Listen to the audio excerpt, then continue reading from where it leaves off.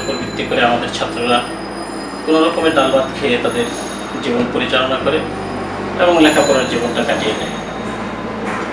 খাবার দাবারের ক্ষেত্রেও তাদের খুব পুষ্টিকর মানসম্মত খাবারের খুব একটা ব্যবস্থা প্রতিষ্ঠানের পক্ষ থেকে করা সম্ভবপর হয়ে ওঠে না।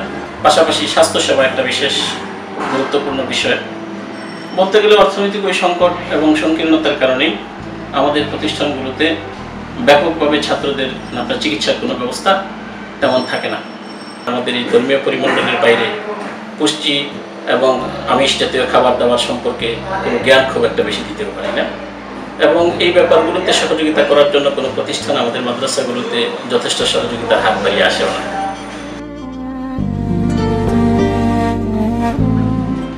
মাদ্রাসার ছাত্রছাত্রীদের স্বাস্থ্য ও পুষ্টি একটি চরম অবহেলিত বিষয়। জনগোষ্ঠীর এত বড় একটি অংশের খাদ্য স্বাস্থ্যগত নিরাপত্তা নিশ্চিত করতে না পারা সমাজের একটি বড় ব্যর্থতা। মুভ ফাউন্ডেশন এই ব্যাপারে জনসচেতনতা সৃষ্টি ও প্রয়োজনীয় স্বাস্থ্যসেবা দিতে কাজ করে যাচ্ছে।